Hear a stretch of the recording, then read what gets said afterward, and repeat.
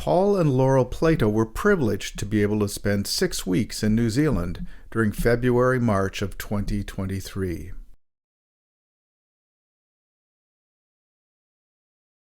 The flights were long, 5 hours to Vancouver and 14 hours to Auckland. The Air New Zealand flight, though long, was actually the most comfortable, more legroom and on-flight entertainment. We arrived early Thursday morning, having somehow lost Wednesday at the international dateline.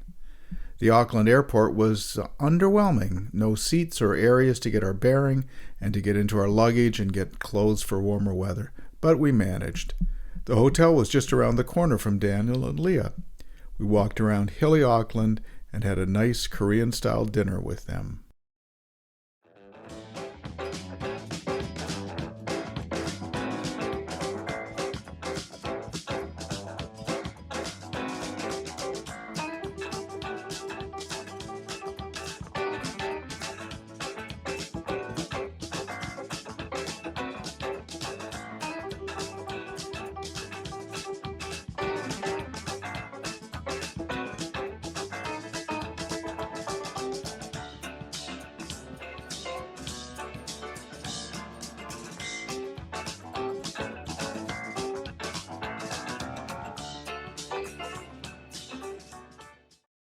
Auckland is an amazing city. It's home to over 53 volcanoes, 14 of which have historic significance for the Maori people, and they are the ancestral mountains. They're a place of spiritual and historic significance to them.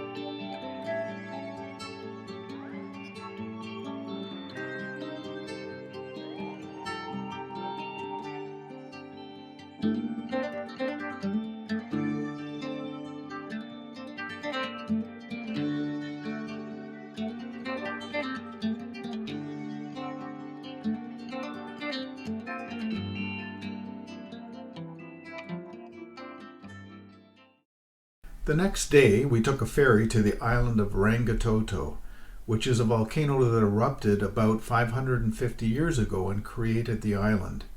This is the most recent of Auckland's mangas, and experts say that Auckland is due for another volcano soon. The eruption wiped out a few Maori villages which had been evacuated. This struck me as a very Maori or even New Zealand attitude. Yes, we have volcanoes, we live with them. They can bring destruction but leave really good fertile soil behind. We just kind of deal with it. The last ferry was essentially cancelled, so we rushed down to catch the second last one. We were late, but the ferry was delayed by increasingly bad cyclone winds, so we made it. Arriving a few days after us, Cyclone Gabrielle impacted the North Island with sound and fury. It was New Zealand's worst cyclone since the 1990s. It killed several people and is expected to have done more than $8 billion in damage. Driving was dicey, but Daniel did a good job. Some roads were too flooded, so we rerouted, but eventually made it to Lake Ngatu, and then a few days later back to Auckland.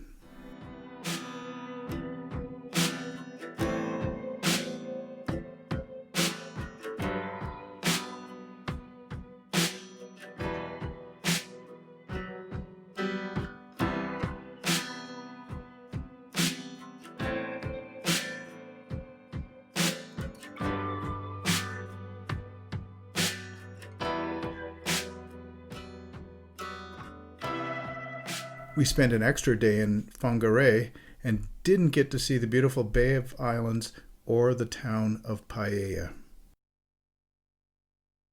Kawakawa, on the way north, has a famous washroom. The Hundertwasser toilets were designed by Friedrich Reich Hundertwasser and is the major, and basically only, tourist item in the small town of Kawakawa.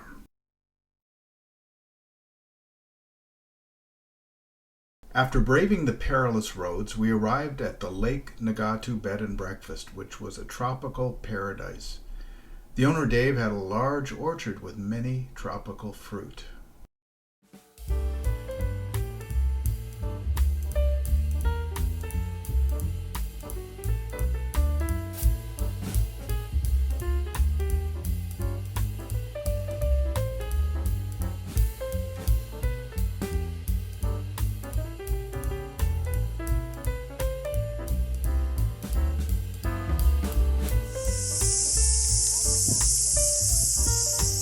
Subtropical paradise here on a path around Lake Ngatu. We explored the 90-mile beach, which is actually only about 60 miles long, but it was still gorgeous.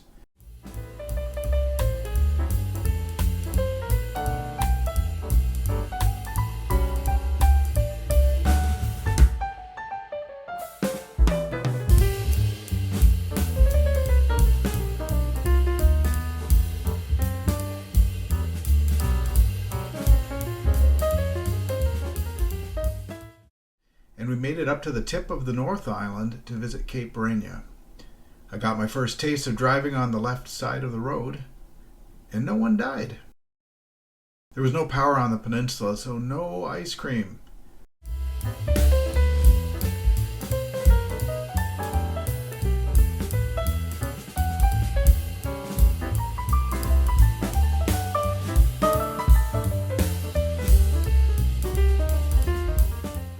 A bigger disappointment for me was at the museum that highlighted the people who harvested gum from the ancient petrified kuri trees was closed because of damages from the cyclone.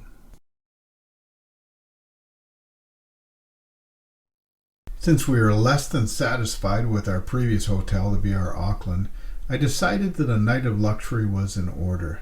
We checked into the Grand Millennium, which was even closer to Daniel's and Leah's apartment.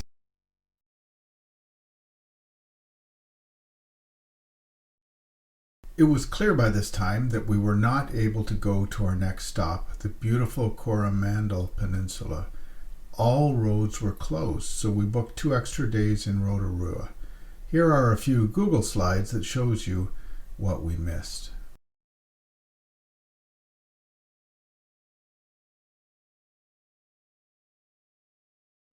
We stayed in Rotorua the longest, 5 days, so we saw a lot. It is such an interesting region with thermal areas and Maori cultural importance. We stayed at the remote Lake Okatena Lodge, about 25 minutes out of the city of Rotorua. The lake was beautiful. The only downside was 8 kilometers of twisty 1.5-lane road to get into it. There was a path in the woods that led to an area where glowworms lived. Very cool. One of the first things we did in Rotorua was the Redwood Tree Walk. These platforms and bridges are 18 meters or 60 meters up.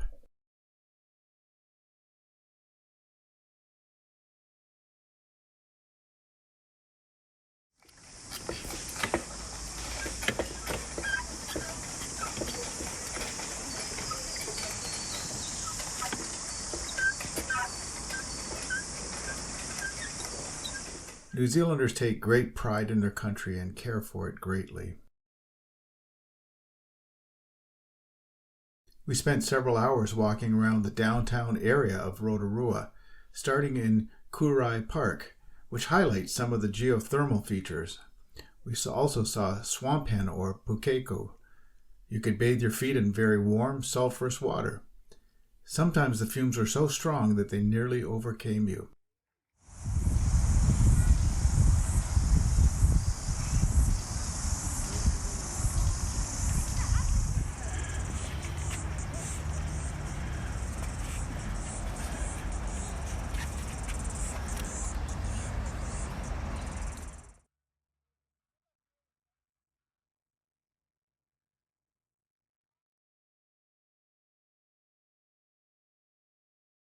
We walked to a mare, which is a Maori meeting house, and walked around the famous Anglican church with the window with Jesus in Maori garb.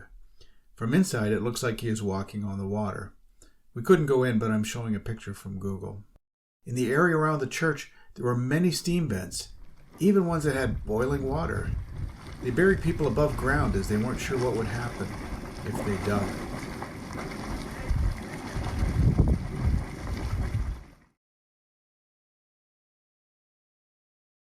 Laurel read about a creek that was heated by geothermal heat. It was called Kerosene Creek, and we visited it. Very nice, but it took several washes to get the sulfur smell out of the bathing. This is Kerosene Creek. It's a naturally very warm waters. It was quite relaxing.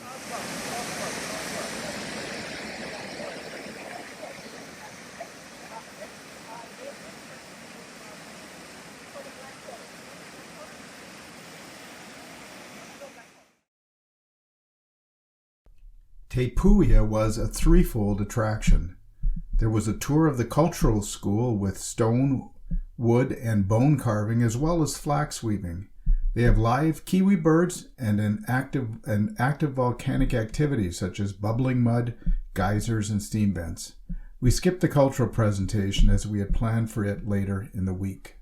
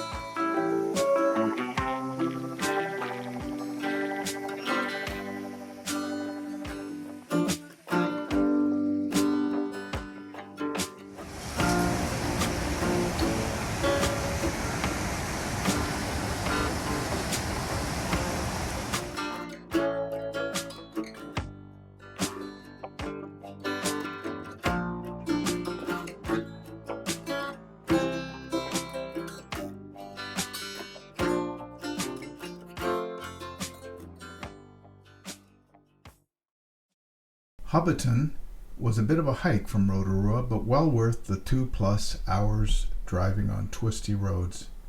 The movie set from The Lord of the Rings was completely torn down and then rebuilt for the hobby movies. It is now a permanent tourist attraction with over 350,000 visitors per year.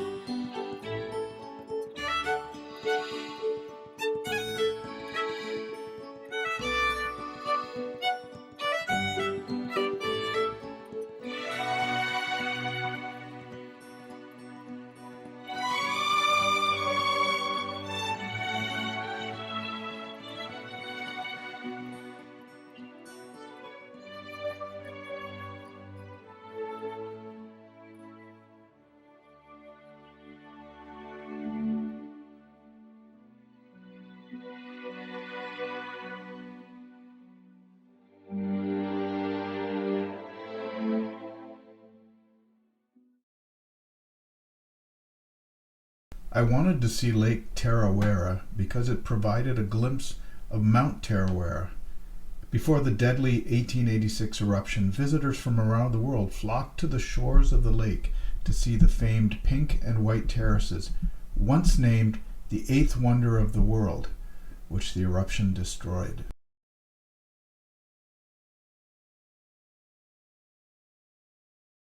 Waireri Falls was an, I quote, easy 45-minute ascent. This is New Zealand for 1.5 hours climbing over boulders. Cool fern tree.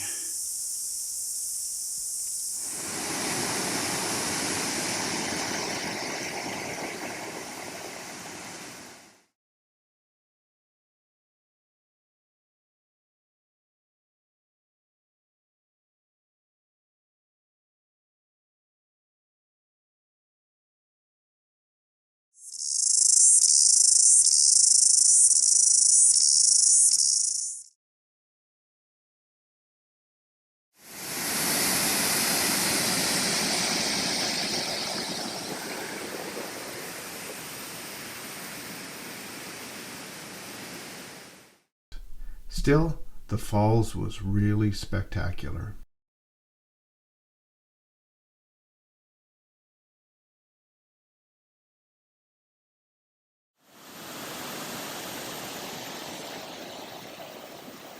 "45 minutes to the top of the lookout.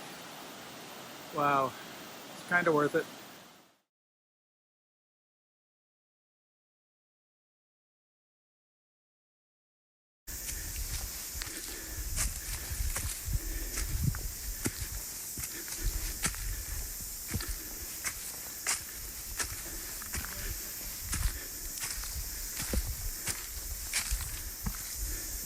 The Nahopua track was a gem of a small trail that Laurel discovered. It is off the winding 8.5-kilometer road to Lake Okatena Lodge and is about a 45-minute return loop that visits two twin lakes. There were lots of weird jungly things on the trail as well.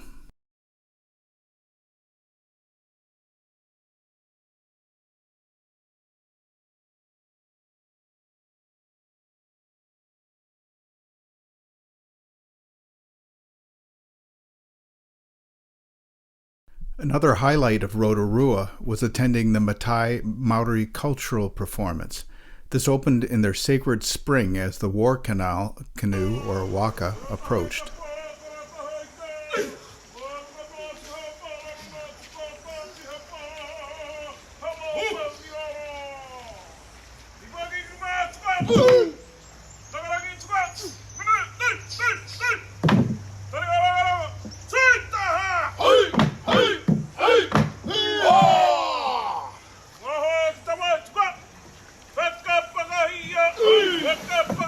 We had a traditional Maori feast called a hangi, with the food cooked underground. It was delicious with lamb, chicken, and seafood.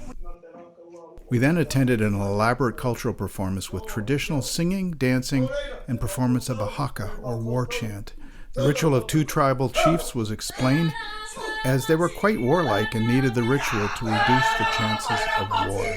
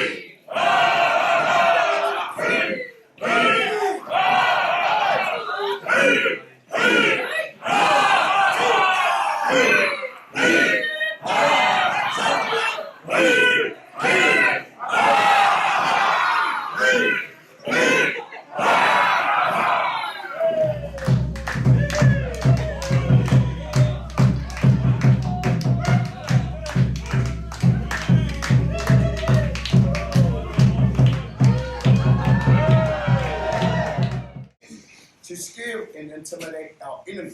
So don't be too scared when you see the bulging eyes. Or the protruding tongue. We call this here pukana.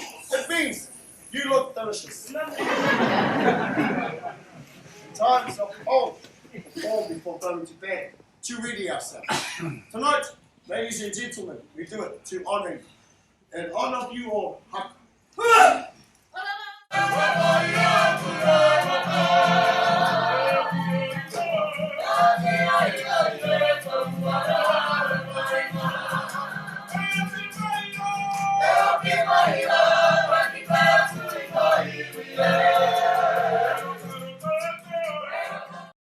We drove of Lake Taupo to Turangi.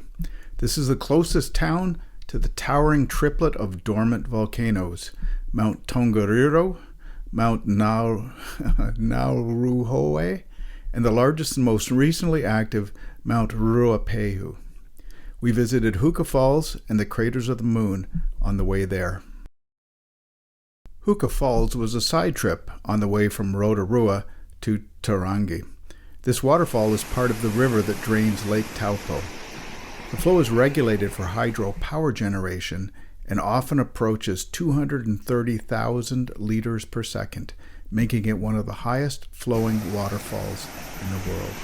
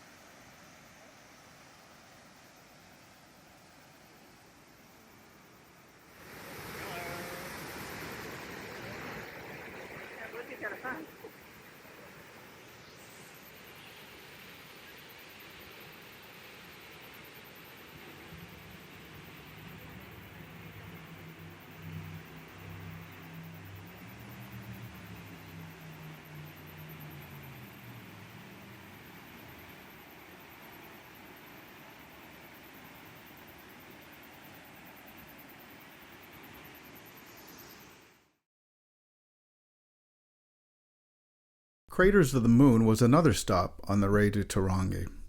This is a geothermal area which changed dramatically after the Wairake power station became operational. The geysers disappeared, but more craters opened up.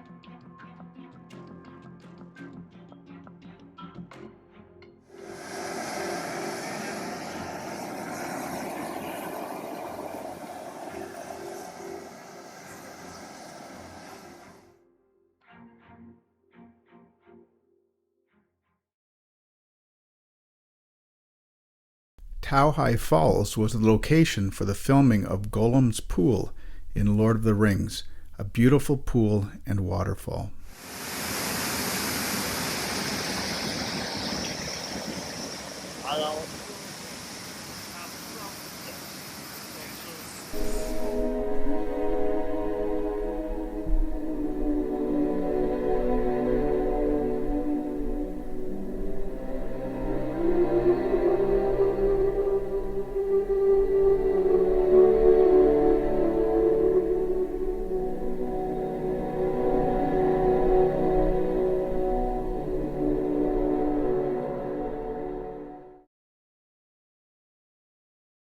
We spent 3 days trying to get near the top of Mount Ruapehu, but the rain and clouds closed the chairlift all 3 days.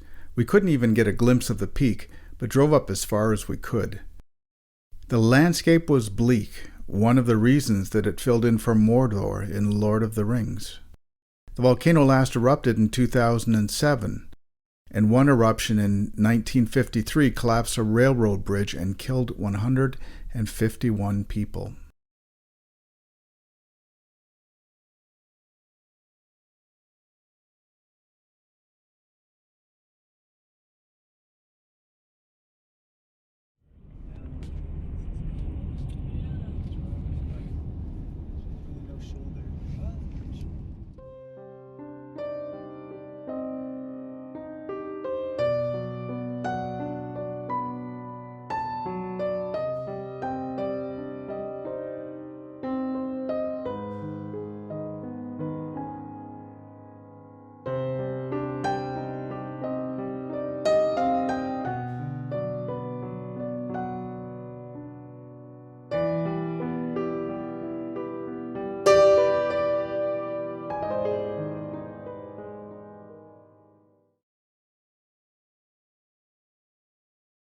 We said goodbye to Leah and Daniel in Turangi. We are now on our own for almost 3 weeks.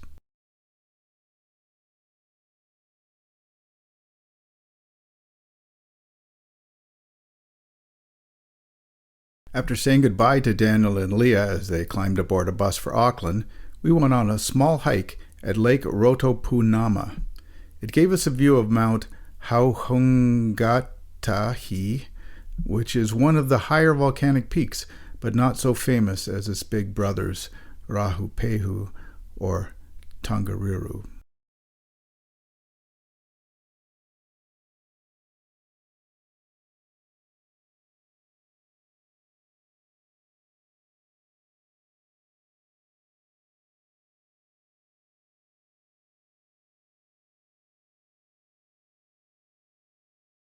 The road to Wellington was a long one, but the highways were good.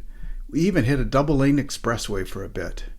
I didn't have a lot of trouble driving in New Zealand, but there was a weird double roundabout that stumped us for a few times.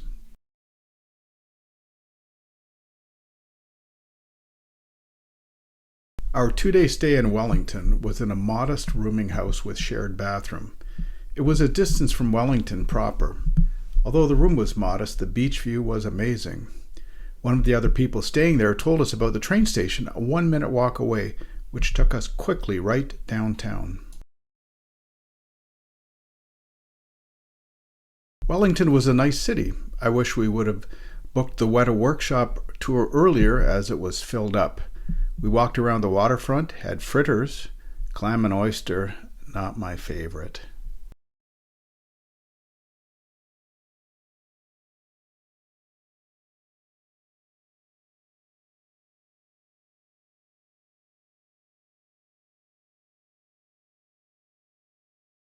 We next went to the Te Papa National Museum, a wonderful 4-story building all free that shows some of the history of New Zealand.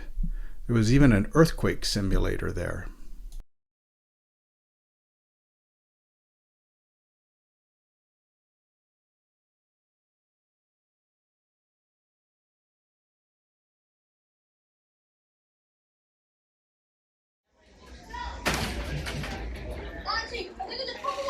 Okay, everyone, drop cover and hold if you can, or just hold on.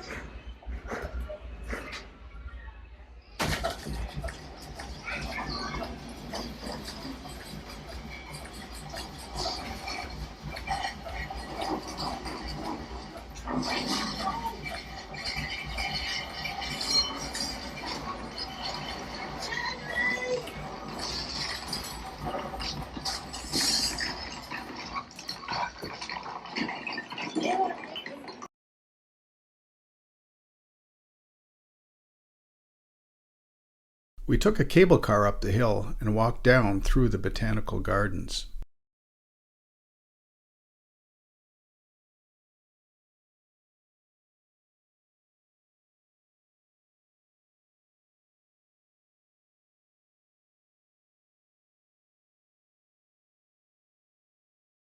We saw the New Zealand Parliament building that Kiwis call the Beehive. Can you guess why?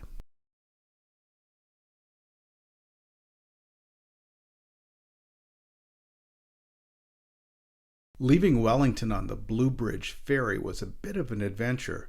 2 of the 3 ferries were down for repair, and it was only the previous day that ours started running. We dropped the car off at the ferry dock, trusting that there would be another car waiting for us on the South Island.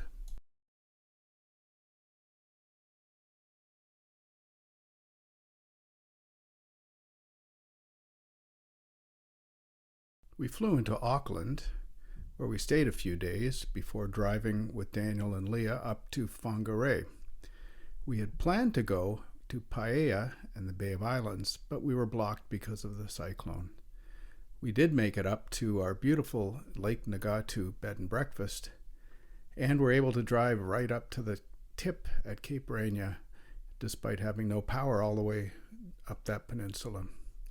Long trip back to Auckland, and then we were hoping to go to Coromandel, but all of the roads were closed, so we spent a few extra days outside of Rotorua on Lake Okatena. Took a little side trip to Mata, also known as Hobbiton, which was delightful, and then stayed another 3 days at Turangi, and were able to circle around and get up part of the way up some of the huge volcanoes there. After leaving Daniel and Leah to head back to Auckland, we drove down to Wellington, where we stayed at Bronnie's Beach House. Just outside, we took a day trip by the train and were able to walk around Wellington, and then we finally caught the ferry across to Picton for the South Island.